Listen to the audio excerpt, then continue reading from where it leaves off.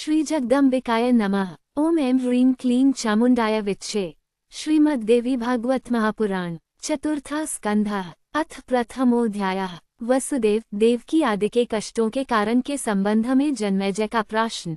जन्मेजय बोले, हे वासवे, हे मुनिव, हे सर्व ज्ञान निधे, हे अंग, हमारे कुल की वृद्धि करने वाले हे स्वामिन, मैं श्री कृष्ण के विषय में पूछना चाहता हूँ।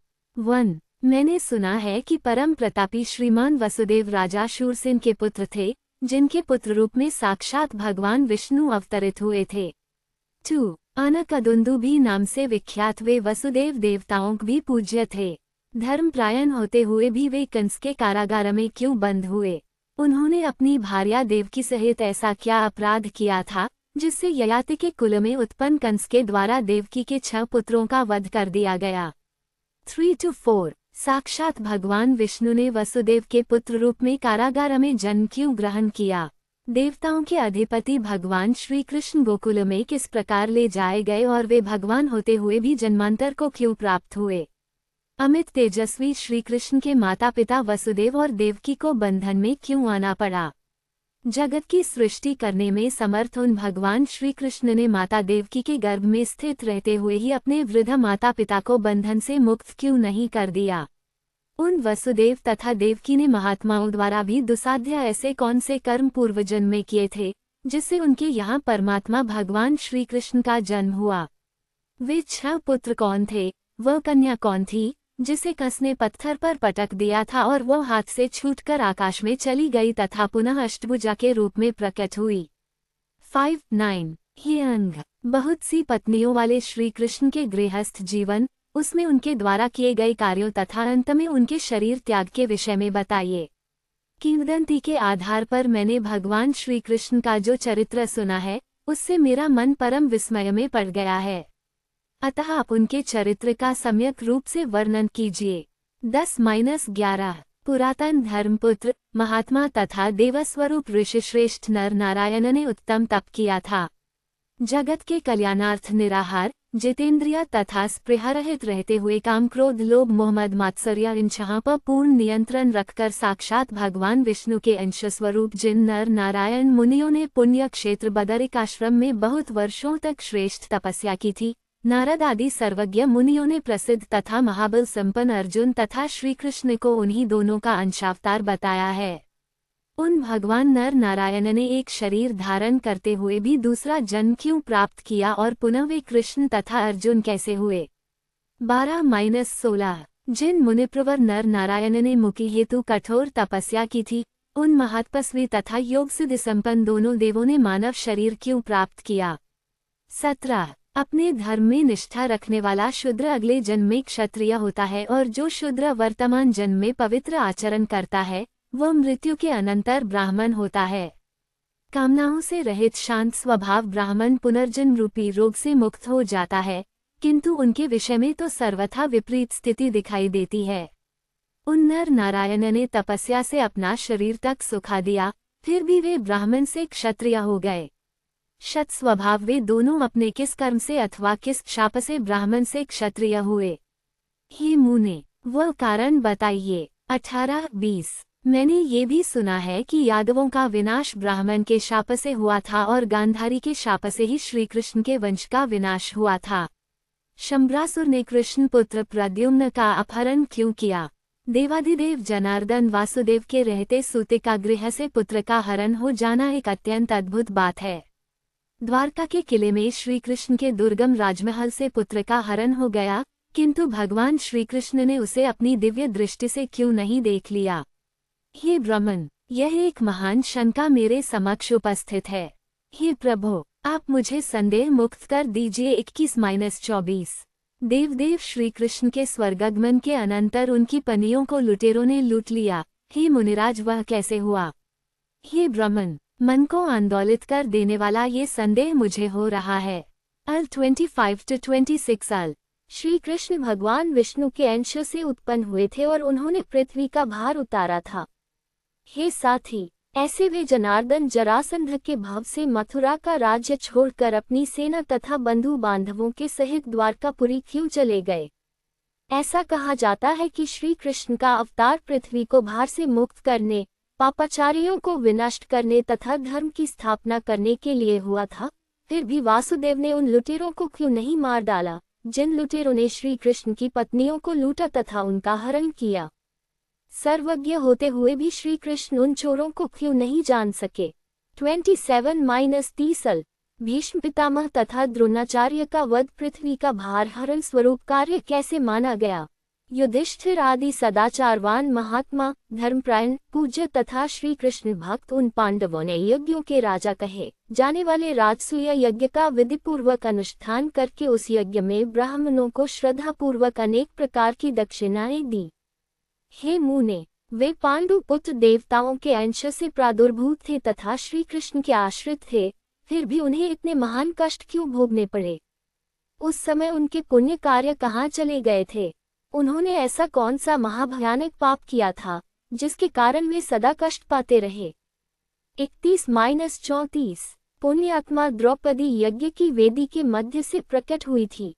वह लक्ष्मी के अंश से उत्पन्न थी, साध्वी थी तथा सदा श्री कृष्ण की भक्ति में लीन रहती थी।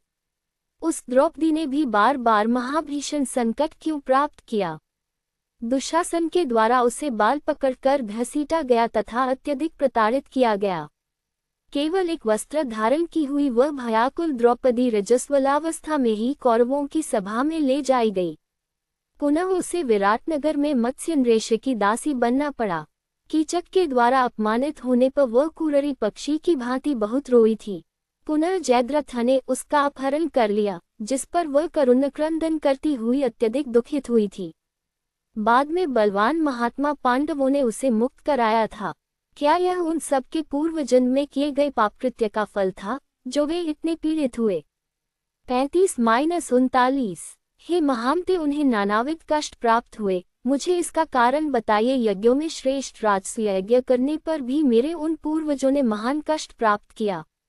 लगता है पूर्वजन्म में कृत कर्मों का ही यह फल है। देवताओं के अंश होने पर भी उन्हें कष्ट प्राप्त हुआ, मुझे यह महान संदेह है। 40-41 महान सदाचार परायण पांडवों ने जगत को नाशवान जानने के बावजूद भी धन के लोभ से छद्म का आश्रय लेकर भीष्म पितामह तथा द्रोणाचार्य आदि का संहार किया। 42 महात्मा वासुदेव ने उन्हें इस घोर पापकृत्य के लिए प्रेरित किया और उन्हीं परमात्मा श्री कृष्ण के द्वारा प्रेरित किए जाने पर उन पांडवों ने अपने कुल का विनाश कर डाला। 43 सज्जन पुरुषों के लिए भिक्षा मांगकर अथवा निवार आदि खाकर जीवन बिता लेना श्रेयस्कर होता है। लोभ के वशीभूत होकर वीर पुरुषों का वध न करके शिल्प कार्य आदि के माध्यम से जीवन यापन करना उत्तम होता है। 44 हे मुनिसतम, आपने वंश के समाप्त हो जाने पर शत्रुओं का विनाश करने में समर्थ गोलक पुत्रों को नियोग द्वारा उत्पन्न करके शीघ्र ही वंश की रक्षा की थी। 45 कुछ ही समय के पश्चात विराट पुत्री उत्तरा के पुत्र महाराज परीक्षित ने एक तपस्वी के गले में मृत सर्प डाल दिया। यह अद्भुत घटना कैसे घटित हो गई? 46 क्षत्रिय कुल में उत्पन्न कोई भी व्यक्ति ब्राह्मण से द्वेष नहीं करता है। हे मुने, मेरे पिता ने मौन व्रत धारण किए हुए उन तपस्वी के साथ ऐसा क्यों किया? 47 इन तथा अन्य कई प्रकार की शंकाओं से मेरा मन इस समय आकुलित हो रहा है। हे तात, हे साधो, हे दयानिधे, आप तो सर्वज्ञ हैं, अतएव संदेहों को दूर करके मेरे मन को शांत कीजिए। 48 इति श्रीमद्देवी भागवते महापुराणेष्टादशसहस्रया संहिताया चतुर्थ स्कंधे जन्मेज प्रश्नो नाम प्रथमोऽध्यायः। 1 अथ द्वितीयोऽध्यायः। व्यास जी का जन्मेजय को कर्म की प्रधानता समझाना। सूत जी बोले, हे मुनियों, ऐसा पूछे जाने पर पुराणवेता वाणी विशारद सत्यवती पुत्र महर्षि व्यास ने शांत स्वभाव वाले परीक्षित पुत्र जन्मेजय से उनके संदेहों को दूर करने वाले वचन कहे। 1-3 व्यास जी बोले, हे राजन, इस विषय में क्या कहा जाए? कर्मों की बड़ी गहन गति होती है। कर्म की गति जानने में देवता भी समर्थ नहीं है, मानवों की क्या बात। जब इस त्रिगुणात्मक ब्रह्मांड का आविर्भाव हुआ, उसी समय से कर्म के द्वारा सभी की उत्पत्ति होती आ रही है, इस विषय में संदेह नहीं है। आदि तथा अंत से रहित होते हुए भी समस्त जीव कर्मरूपी बीज से उत्पन्न होते हैं। वे जीव नानाविध योनियों में बार बार पैदा होते हैं और मरते हैं। कर्म से रहित जीवों का देह संयोग कदापि संभव नहीं है। 2 to 5 शुभ अशुभ तथा मिश्र इनकम से यह जगत सदा व्याप्त रहता है। तत्वों जाता जो विद्वान हैं, उन्होंने संचित, प्रारब्ध तथा वर्तमान ये 3 प्रकार के कर्म बताए हैं। कर्म का त्रैविध्य इस शरीर अवश्य विद्यमान रहता है। 6-7 हे राजन, ब्रह्मा आदि सभी देवता भी इस कर्म के वशवर्ती होते हैं। सुख दुख वृद्धावस्था मृत्यु हर्ष शोक काम क्रोध लोभ आदि ये सभी देहगत गुण हैं। हे राजेंद्र, ये दैव के अधीन होकर सभी जीवों को प्राप्त होते हैं। 8-9 राग द्वेष आदि भाव स्वर्ग में भी होते हैं और इस प्रकार ये भाव देवताओं मनुष्यों तथा पशु पक्षियों में भी विद्यमान रहते हैं। 10 पूर्व जन्म के किए हुए वैर तथा स्नेह के कारण ये समस्त विकार शरीर के साथ सदा ही संलग्न रहते हैं। 11 समस्त जीवों की उत्पत्ति कर्म के बिना हो ही नहीं सकती है। कर्म से ही सूर्य नियमित रूप से परिभ्रमण करता है और चंद्रमा क्षय रोग से ग्रस्त रहता है। 12 अपने कर्म के प्रभाव से ही रुद्र को मुंडों की माला धारण करनी पड़ती है, इसमें कोई संदेह नहीं है। आदि अंतर्हित ये कर्म ही का कारण है। 13 स्थावर जंगमात्मिक ये समग्र शाश्वत विश्व उसी कर्म के प्रभाव से नियंत्रित है। सभी मुनिगण इस कर्म में जगत को नित्यता तथा अनित्यता के विचार में सदा डूबे रहते हैं। फिर भी वे नहीं जान पाते कि यह जगत नित्य है अथवा अनित्य। जब तक माया विद्यमान रहती है, तब तक ये जगत नित्य प्रतीत होता है। 14-15 कारण की सर्वथा सत्ता रहने पर कार्य का अभाव कैसे कहा जा सकता है। माया नित्य है और वही सर्वदा सबका कारण है। 16 अतएव कर्म बीज की अनित्यता पर बुद्धिमान पुरुषों को सदा चिंतन करना चाहिए। हे राजन, संपूर्ण जगत कर्म के द्वारा नियंत्रित होकर सदा परिवर्तित होता रहता है। 17 हे राजेंद्र, यदि अमित तेज वाले भगवान विष्णु अपनी इच्छा से जन्म लेने के लिए स्वतंत्र होते तो वे नानाविध योनियों में, नानाविध धर्म कर्मानुरूप युगों में तथा अनेक प्रकार की निम्न योनियों में जन्म क्यों लेते।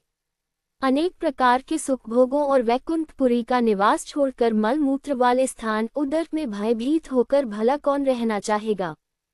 फूल चुनने की क्रीड़ा, जल विहार तथा सुखदायक आसन का परित्याग कर कौन बुद्धिमान गर्भगृह में वास करना चाहेगा। कोमल रुई से निर्मित गद्दे तथा दिव्य शैया को छोड़कर गर्भ में औंधे मुंह पड़े रहना भला कौन विद्वान पुरुष पसंद कर सकता है।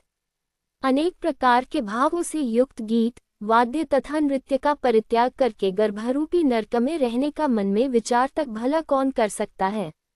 ऐसा कौन बुद्धिमान व्यक्ति होगा जो लक्ष्मी के अद्भुत भावों के अत्यंत कठिनाई से त्याग करने योग्य रस को छोड़कर मल मूत्र का रस पीने की इच्छा करेगा। अतएव तीनों लोकों में गर्भवास से बढ़कर नरकस्वरूप अन्य कोई स्थल नहीं है। गर्भवास से भयभीत होकर मुनिलोग कठिन तपस्या करते हैं। बड़े बड़े मनस्वी पुरुष जिस गर्भवास से डरकर राज्य तथा सुख का परित्याग करके वन में चले जाते हैं, ऐसा कौन मूर्ख होगा जो उसके सेवन की इच्छा करेगा। 18-25 गर्भ में कीड़े काटते हैं और नीचे से जठराग्नि तपाती रहती है। हे राजन, उस समय शरीर में अतिशय दुर्गंधयुक्त मज्जा लगी रहती है, तो फिर वहाँ कौन सा सुख है। कारागार में रहना और बेड़ियों में बंधे रहना अच्छा है, किंतु एक क्षण के अल्पांश काल तक भी गर्भ में रहना कदापि शुभ नहीं होता। गर्भवास में जीव को अत्यधिक पीड़ा होती है, वहाँ 10 महीने तक रहना पड़ता है। इसके अतिरिक्त अत्यंत दारुण योनि यंत्र से बाहर आने में महान कष्ट प्राप्त होता है। बाल्यावस्था में भी अज्ञानता तथा न बोल पाने के कारण बहुत कष्ट मिलता है। परतंत्र तथा अत्यंत भयभीत बालक भूख तथा प्यास की पीड़ा के कारण अशक्त रहता है। भूखे बालक को रोता हुआ देखकर माता रोने का कारण जानने के लिए चिंताग्रस्त हो उठती है और पुनः किसी बड़े रोगजनित कष्ट का अनुमान करके उसे दवा पिलाने की इच्छा करने लगती है। इस प्रकार बाल्यावस्था में अनेक प्रकार के कष्ट होते हैं। तब विवेकी पुरुष किस सुख को देखकर स्वयं जन्म लेने की इच्छा करते हैं। 26-31 कौन ऐसा मूर्ख होगा जो देवताओं के साथ रहते हुए निरंतर सुख भोग का त्याग करके श्रमपूर्ण तथा सुखनाशक युद्ध करने की इच्छा रखेगा। हे नृप श्रेष्ठ, ब्रह्मादि सभी देवता भी अपने किए कर्मों के फलस्वरूप सुख दुख प्राप्त करते हैं। हे नृपोत्तम, सभी देहधारी जीव चाहे मनुष्य, देवता या पशु पक्षी हो, अपने अपने किए कर्म का शुभाशुभ फल पाते हैं। 32-34 मनुष्य तप, यज्ञ तथा दान के द्वारा इंद्रत्व को प्राप्त हो जाता है और पुण्य क्षीण होने पर इंद्र भी च्युत हो जाता है, इसमें संदेह नहीं। 35 रामावतार के समय देवता कर्म बंधन के कारण वानर बने थे और कृष्णावतार में भी कृष्ण की सहायता के लिए देवता यादव बने थे। 36 इस प्रकार प्रत्येक युग में धर्म की रक्षा के लिए भगवान विष्णु ब्रह्माजी से अत्यंत प्रेरित होकर अनेक अवतार धारण करते हैं। 37 हे राजन, इस प्रकार रथचक्र की भांति विविध प्रकार की योनियों में भगवान विष्णु के अद्भुत अवतार बार बार होते रहते हैं। 38 महात्मा भगवान विष्णु अपने अंशांश से पृथ्वी पर अवतार लेकर दैत्यों का वधरूपी कार्य संपन्न करते हैं। इसलिए अब मैं यहाँ श्री कृष्ण के जन्म की पवित्र कथा कह रहा हूँ। वे साक्षात भगवान विष्णु ही यदुवंश में अवतरित हुए थे। 39-40 हे राजन, कश्यप मुनि के अंश से प्रतापी वसुदेव जी उत्पन्न हुए थे, जो पूर्व जन्म के शापवश इस जन्म में गोपालन का काम करते थे। 41 हे महाराज, हे पृथ्वीपते, उन्हीं कश्यप मुनि की दो पलियां आदिति और सुरसा ने भी शापवश पृथ्वी पर अवतार ग्रहण किया था। हे भरत श्रेष्ठ, उन दोनों ने देवकी और रोहिणी नामक बहनों के रूप में जन्म लिया था। मैंने ये सुना है कि क्रुद्ध होकर वरुण ने उन्हें महान शाप दिया था। 42-43 राजा बोले, हे महामते, महर्षि कश्यप ने कौन सा ऐसा अपराध किया था जिसके कारण उन्हें स्त्रियों से शाप मिला, इसे मुझे बताइए।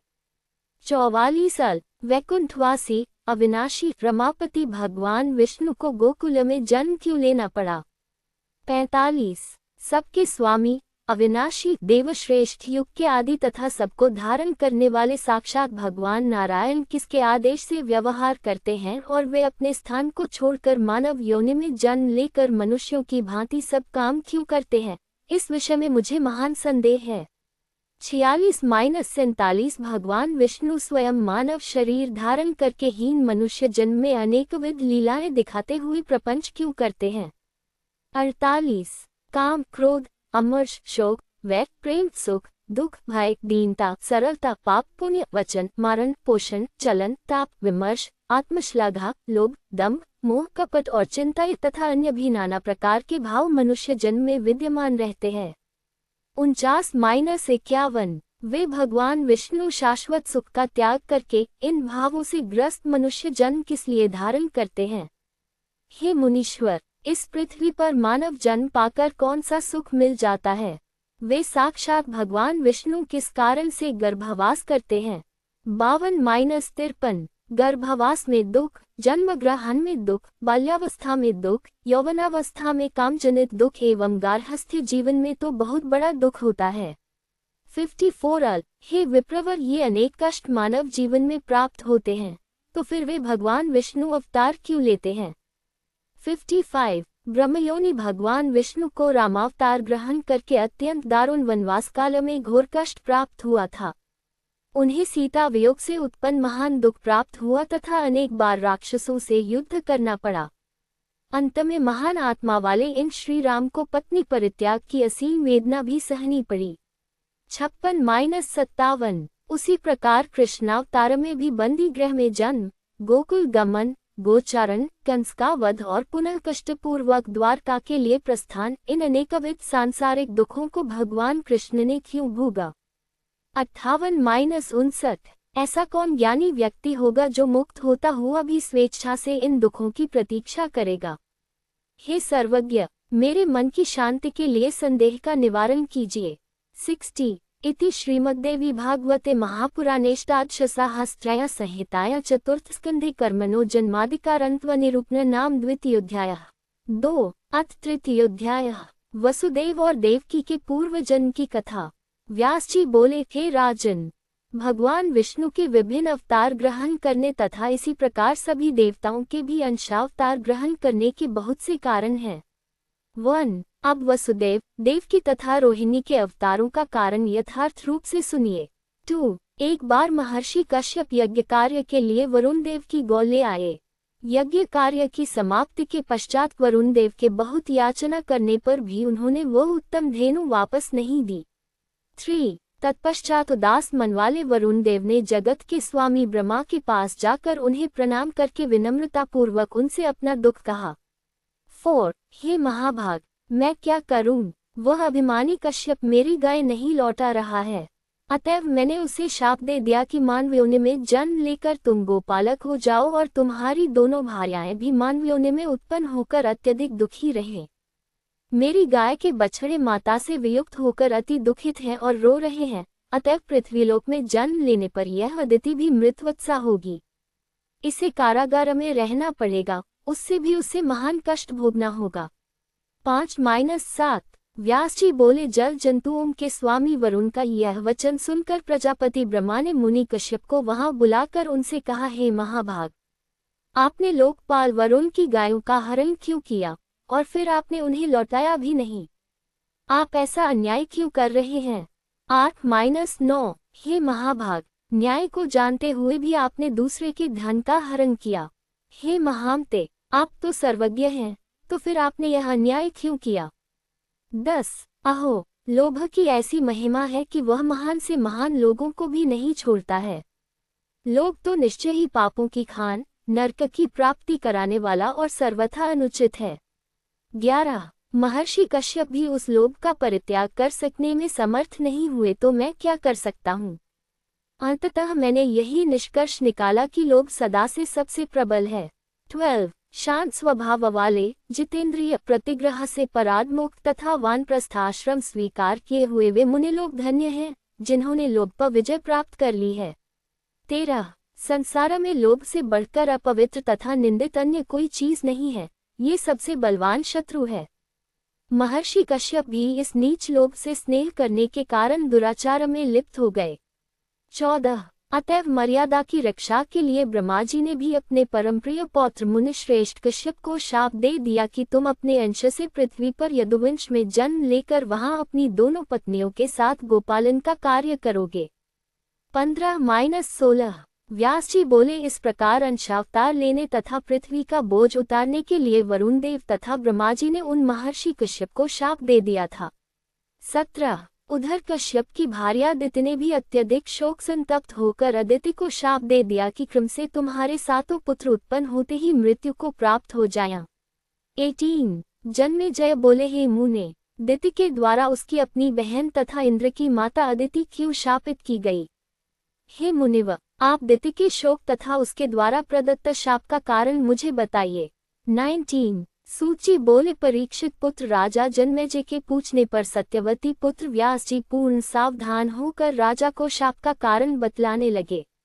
20 व्यास जी बोले, हे राजन, दक्ष प्रजापति की दिति और अदिति नामक 2 सुंदर कन्याएं थीं। दोनों ही कश्यप मुनि की प्रिय तथा गौरवशालिनी पत्नियां बनी। 21 जब अदिति के अत्यंत तेजस्वी पुत्र इंद्र हुए, तब वैसे ही ओजस्वी पुत्र के लिए दिति की भी मन इच्छा जागृत हुई। 22 उस समय सुंदरी दिति ने कश्यप जी से प्रार्थना की, हे मानद इंद्र के ही समान बलशाली, वीर, धर्मात्मा तथा परम शक्ति संपन्न पुत्र मुझे भी देने की कृपा करें। 23 तब मुनि कश्यप ने उनसे कहा, प्रिय धैर्य धारण करो, मेरे द्वारा बताए गए व्रत को पूर्ण करने के अनंतर इंद्र के समान पुत्र तुम्हें अवश्य प्राप्त होगा।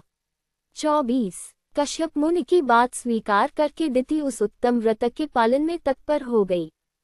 उनके ओज से सुंदर गर्भ धारण करती हुई वह सुंदरी दिति प्योव्रत में स्थित रहकर भूमि पर सोती थी और पवित्रता का सदा ध्यान रखती थी।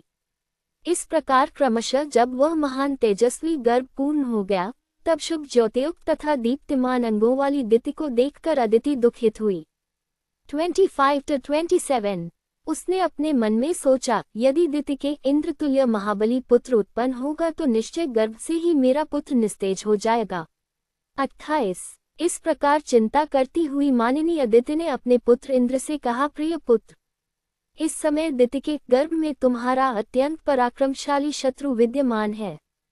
हे शोभन, तुम सम्यक विचार करके उस शत्रु के नाश का प्रयत्न करो, जिससे दिति की गर्भोत्पत्ति हो विनष्ट हो जाए। 29-30 मुझसे सपत्नी भाव रखने वाली उस सुंदरी दिति को देखकर सुख का नाश कर देने वाली चिंता मेरे मन को सताने लगती है। 31 जब शत्रु बढ़ जाता है तब राजयक्ष्मा रोग की भांति वह नष्ट नहीं हो पाता है। इसलिए बुद्धिमान मनुष्य का कर्तव्य है कि वह ऐसे शत्रु को अंकुरित होते ही नष्ट कर डाले। 32 हे देवेंद्र दिति का वह गर्भ मेरे हृदय में लोहे की कील के समान चुभ रहा है, अतः जिस किसी भी उपाय से तुम उसे नष्ट कर दो हे महाभाग। यदि तुम मेरा हित करना चाहते हो तो साम दान आदि के बल से दिति के गर्भस्थ शिशु का संहार कर डालो।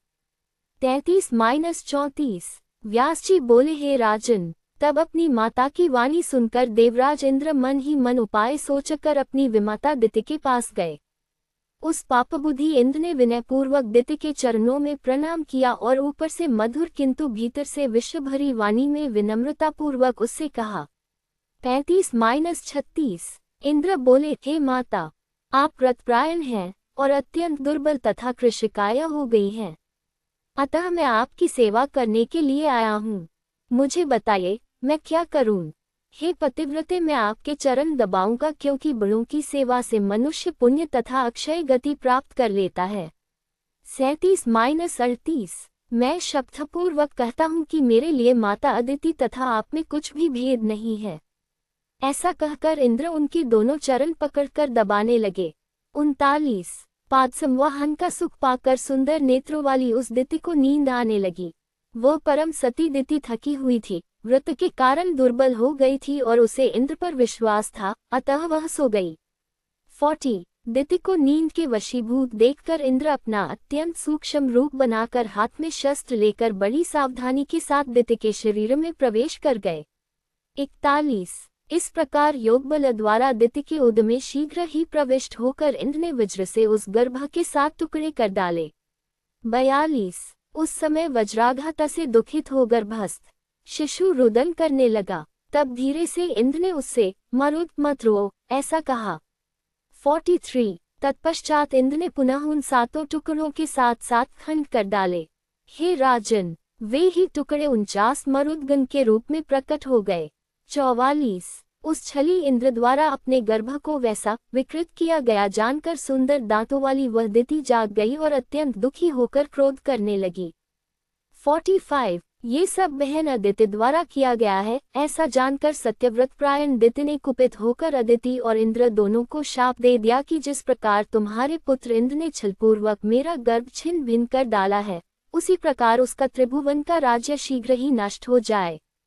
जिस प्रकार पापिनी अदिति ने गुप्त पाप के द्वारा मेरा गर्भ गिराया है और मेरे गर्भ को नष्ट करवा डाला है, उसी प्रकार उसके पुत्र भी क्रमशः उत्पन्न होते ही नष्ट हो जाएंगे और वह पुत्र शोक से अत्यंत चिंतित होकर कारागार में रहेगी।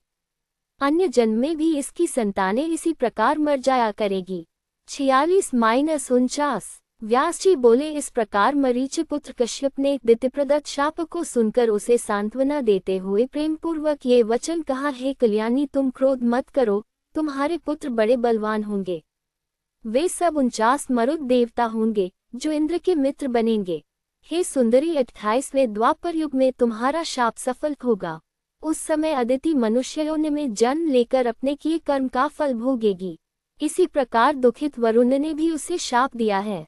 इन दोनों शापों के संयोग से यह अदिति मनुष्य योनि में उत्पन्न होगी। 50-53 व्यास जी बोले इस प्रकार पति कश्यप के आश्वासन देने पर दिति संतुष्ट हो गई और वह पुनः कोई अप्रिय वाणी नहीं बोली।